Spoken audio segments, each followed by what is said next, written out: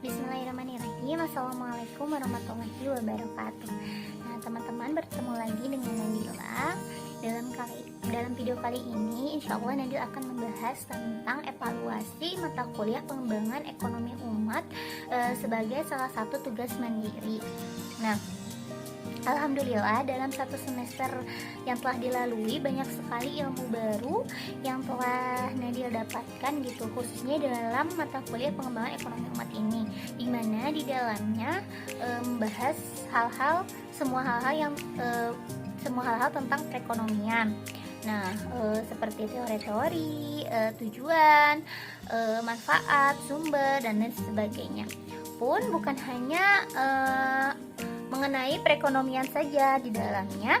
Di dalam mata kuliah ini juga membahas tentang sumber daya manusianya, terus lembaga keuangan, terus organisasi zakat infak sedekah, usaha mikro, dan masih banyak lagi. Nah, teman-teman, berbicara tentang pengembangan ekonomi umat berarti berbicara juga tentang pemberdayaan ekonomi bagi umat, yang berarti itu adalah untuk kepentingan umat itu sendiri sebagai masyarakat, atau meningkatkan kemampuan masyarakat secara menyeluruh dengan cara mengembangkan dan mendinamiskan potensinya melalui usaha yang dijalankannya. Seperti itu. Nah, kemudian lalu timbul pertanyaan, bagaimana sih peran umat Islam ini dalam pengembangan ekonomi di Indonesia? Nah, gitu ya. Nah, sudah cukup lama sebetulnya umat manusia ini mencari sistem untuk meningkatkan kesejahteraan, khususnya dalam bidang ekonomi. Nah, seperti itu. Selama ini memang sudah ada beberapa sistem, diantaranya yang sering kita dengar gitu ya, dua aliran besar dalam sistem perekonomian yang dikenal di dunia. Yang pertama ada sistem ekonomi kapitalis yang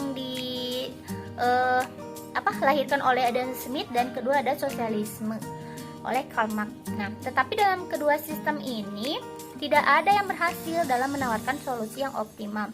Sebetulnya berbicara tentang sistem ekonomi Islam, yaitu berbicara juga mengenai sistem ekonomi yang didasarkan pada ajaran Islam, syariat Islam, yaitu Al-Quran dan As-Sunnah.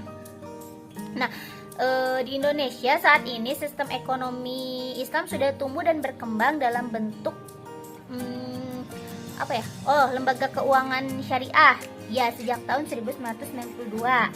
Nah, adapun peran sistem ekonomi Islam yang dapat dijadikan potensi agar Indonesia dapat menjadi negara yang berkembang, menjadi negara yang baik dalam perekonomiannya, yaitu dari instrumen zakatnya, infak, sedekah, yang dimana dalam ketiga hal itu dapat mensejahterakan rakyat Indonesia. Penerapan konsep jujur, adil, dan bertanggung jawab merupakan syarat yang harus dipenuhi dalam kegiatan ekonomi, dan juga pelarangan riba. Nah, ya kan nggak boleh tuh jual beli riba itu ya, dalam menjadikan sistem bagi hasil dengan instrumen mudharabah dan musyarakah. Nah, peran ekonomi Islam dalam perekonomian di Indonesia ini memiliki pengaruh yang cukup besar. Nah, ekonomi Islam perlu diterapkan sebetulnya dalam negara ini dan ditingkatkan eksistensinya karena manfaatnya yang luar biasa dalam mengatasi perekonomian di Indonesia. Seperti itu. Nah, implementasi eksistensi ini cukup besar ya, cukup besar gitu bagi negara Indonesia ini gitu. Nah, hal yang paling saya ingat saat mengikuti kuliah ini adalah ketika membahas tentang organisasi zakat infak sedekah. Nah, di mana dalam pembahasan ini dapat saya pahami bahwa sebagai negara dengan penduduk muslim terbesar di Indonesia, potensi zakat infak sedekah ini dapat menjadi modal utama gitu ya, dalam pembangunan baik secara fisik maupun mental gitu. Mujaki atau orang yang mengeluarkan zakat gitu secara kultural memiliki kewajiban untuk berzakat, berinfak, dan sedekah di jalan Allah yang telah mengakar kuat dalam tradisi kehidupan masyarakat Islam pada umumnya. Seperti itu. Nah, agar zakat infak sedekah yang dikeluarkan oleh seseorang dapat mencapai sasaran bagi penerimanya yang berhak, nah maka diperlukan lembaga khusus yang mengelola atau menangani zakat infak sedekah tersebut. Nah, lembaga ini harus mempunyai dua peran utama gitu ya, yaitu yang pertama memobilisasi zakat infak sedekah dari masyarakat atau umat, dan yang kedua melakukan pendistribusian zakat infak sedekah kepada mereka yang berhak menerimanya.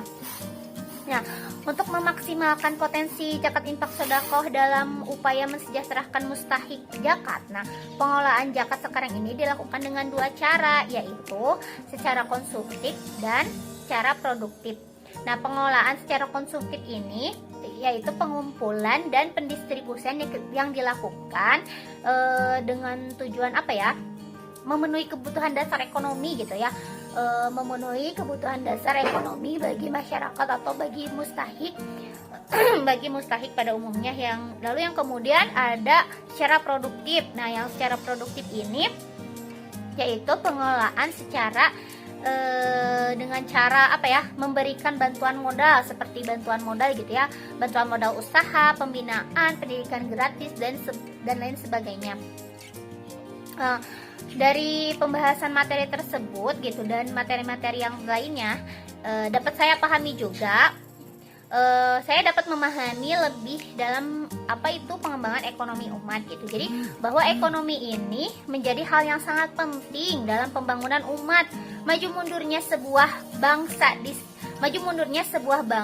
di samping karena maju dan tingginya moral dan peradaban juga sangat tergantung pada kemajuan ekonomi. Nah, seperti itu teman-teman, beberapa hal yang dapat saya ambil dan dapat saya pahami dalam mata kuliah pengembangan ekonomi umat ini. Nah, pengembangan ekonomi umat ini sebetulnya merupakan persoalan yang penting ya, yang besar yang dihadapi umat pada saat ini gitu. Seperti itu, kurang lebihnya mohon maaf bila ada kesalahan ucapan maupun perbuatan. Mudah-mudahan apa yang saya sampaikan dapat bermanfaat bagi para pendengar gitu ya, dan penonton sekalian. Wabillahi ditutup saja dengan doa, Robbana atina fid dunya hasanah wa fil akhirati hasanah wa qina adzabannar. Wabillahi taufiq wal hidayah. Wassalamualaikum warahmatullahi wabarakatuh.